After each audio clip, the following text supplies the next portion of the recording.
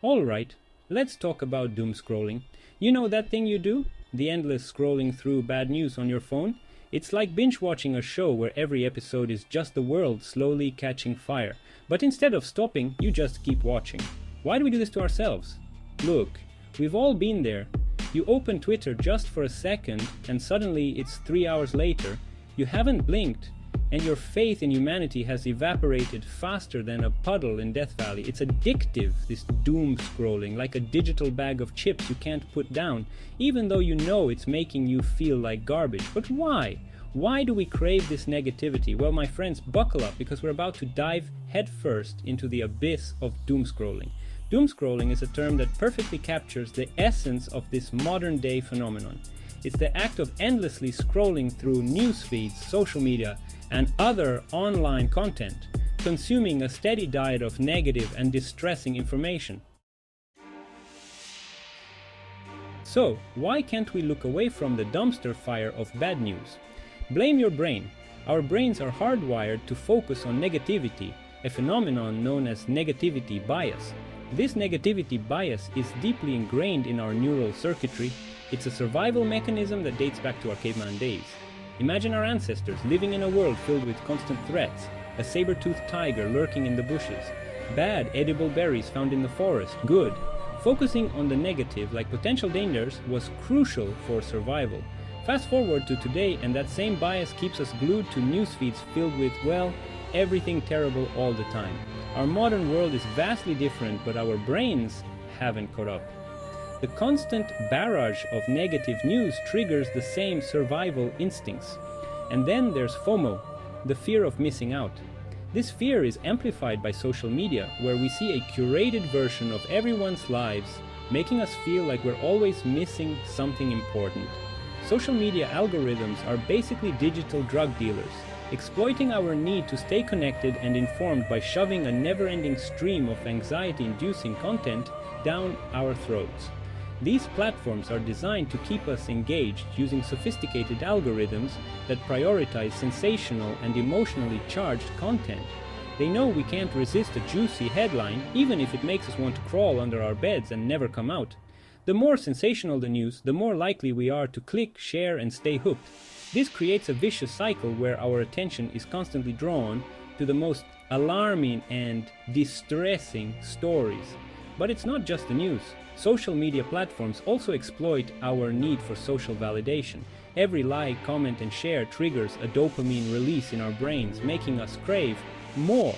This keeps us coming back for more, even if it means exposing ourselves to more negativity. So, what can we do about it? Awareness is the first step. Understanding why we're drawn to negative news and how social media exploits our psychology can help us take control. Setting boundaries like limiting screen time and curating our news feeds can also make a big difference. Taking breaks from our devices and engaging in activities that bring us joy and relaxation can help counteract the effects of constant negative news. Remember, it's okay to unplug and focus on the positive aspects of life. Your mental health will thank you. This endless barrage of negativity comes at a cost. We're talking anxiety, my friends, depression, a sense of hopelessness that could make even the most optimistic person question the existence of puppies. A 2020 study found that 16.5% of Americans engage in problematic news consumption. That's right, folks, 1 in 6 of us are basically mainlining negativity. It's like we're all in a toxic relationship with our phones and we just can't seem to hit unfollow. So, how do we break free from this vicious cycle? First step, setting boundaries with our devices. It's time to stop treating our phones like they're surgically attached to our hands. Start small. Designate tech-free zones in your home. The dinner table? A sacred space for actual human interaction, not scrolling through Instagram while pretending to listen to your spouse. Set time limits for social media apps. You know those apps that tell you how much time you've wasted on them? Yeah, use those features. You might be surprised and slightly horrified by what you learn. Next up, curating your newsfeed. Remember, you choose what you consume. Unfollow accounts that leave you feeling drained or anxious. Yes, even that one friend who constantly posts about political conspiracies. It's time to Marie Kondo your digital life and only keep the content that sparks joy. Or at least doesn't make you want to hurl your phone into the sun. Instead, fill your feed with positive and uplifting content. Follow accounts that inspire you, make you laugh, or teach you something new. Think cute animal videos, inspiring stories, and maybe even some calming nature photography. In today's fast-paced, hyper-connected society, finding moments of peace can feel like searching for a needle in a haystack. The constant barrage of notifications, the endless stream of information, and the pressure to stay updated can be overwhelming. But there is hope. By embracing mindfulness and digital minimalism, we can carve out pockets of tranquility amidst the chaos. But breaking free from doom scrolling isn't just about what you consume, it's about how you consume it. Enter mindfulness. Mindfulness is the practice of being fully present and engaged in the current moment without judgment. It's about observing your thoughts and feelings without getting swept away by them. This simple yet profound practice can transform the way you interact with technology. Now, before you roll your eyes and click away, hear me out. Mindfulness isn't some esoteric, unattainable state. It's a skill that anyone can develop with practice, and the benefits are immense. By being mindful, you can break the cycle of mindless scrolling and regain control over your digital habits.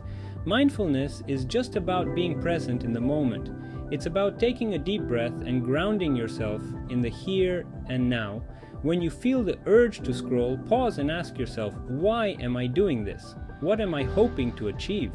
This simple act of questioning can create a space between impulse and action, allowing you to make more conscious choices. When you feel the urge to scroll, pause and ask yourself, why am I doing this? Am I seeking distraction? Am I trying to avoid something? By identifying the underlying motivation, you can address the root cause rather than just treating the symptom. This awareness can help you break free from the cycle of compulsive checking and create healthier digital habits. Am I bored? Anxious? Am I looking for a quick escape from reality? These are important questions to ask yourself. Often our digital habits are driven by underlying emotions that we may not even be aware of. By bringing these emotions to the surface, we can start to address them in a more constructive way, avoiding something unpleasant in real life. Maybe it's a difficult conversation, a challenging task, or an uncomfortable feeling. Instead of reaching for your phone as a way to numb out, try to face these challenges head on. It might be uncomfortable at first, but it's a crucial step towards finding true peace and balance. Once you identify the trigger, you can address it head on instead of numbing out with your phone. This might mean having that tough conversation, tackling that daunting project, or simply sitting with your feelings. By facing these challenges directly, you can build resilience and find more meaningful ways to cope.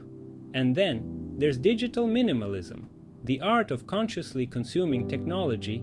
It's about being intentional with your digital interactions and creating boundaries that protect your mental well-being. This might mean decluttering your apps, turning off non-essential notifications, or setting specific times for checking your phone.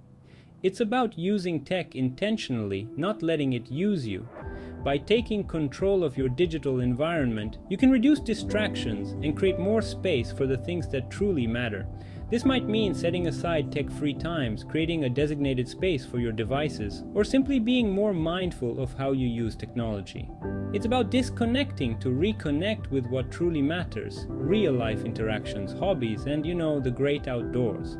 By stepping away from your screens, you can rediscover the joy of face-to-face conversations, the satisfaction of hands-on activities, and the beauty of the natural world. Remember, life exists outside the confines of your smartphone screen. By embracing mindfulness and digital minimalism, you can find peace in a noisy world and create a more balanced, fulfilling life. So, take a deep breath, put down your phone, and start living in the moment. What steps will you take today to find peace in a noisy world? Share your thoughts in the comments below. Please like and subscribe to our channel for more content like this.